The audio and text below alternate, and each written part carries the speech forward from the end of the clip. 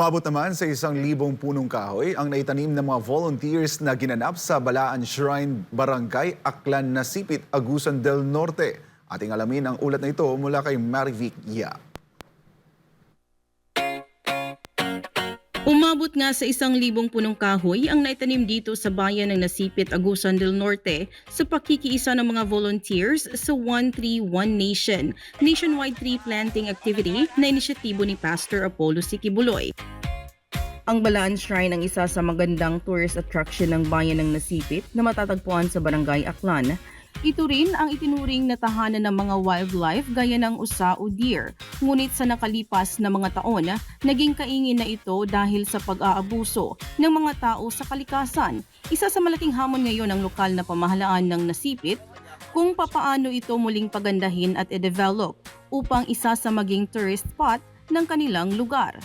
Gayunpaman, sa inisyatiba ni Pastor Apollo Sikibuloy na simultaneous tree planting activity na may temang 131 Nation, ay malaking tulong ito sa pamahalaan upang maibalik ang ganda ng lugar at malaking tulong din ito para maiwasan ang climate change. Bumika na ning pag-planting, usa kini nga dako kayong katabang sa atong kinaiyahan. Usa maka-protect sa atong yuta or maka-protect sa atong watershed. Kahit pa umulan ay hindi alintana ng mga volunteers ang pagod sa pag-akyat sa matirik na daan patungo sa lugar kung saan ginanap ang tree planting. Bago pa man ang formal na pagtatanim ng mga punong kahoy, ay nagbigay muna ang Department of Environment and Natural Resources o DENR ng paanyaya para sa mga ito upang mas lalong maunawaan ng mga volunteers ang kahalagahan ng pagtatanim ng punong kahoy.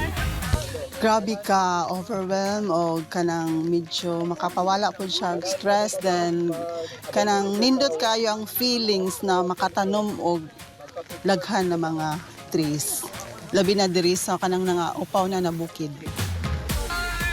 Bunsod nito, iba't ibang mga organization na rin ang nakiisa sa national tree planting activity na ito.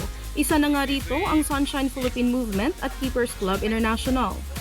Kining gihimo karon mo ni makapausab sa kining climate change nga ginatawag ni so tungod kay rampant na gyud ang baha kalamidad nga nakitabo karon, so mo ni magkapugong sa mga calamity nga moabot sa pila ka mga adlaw.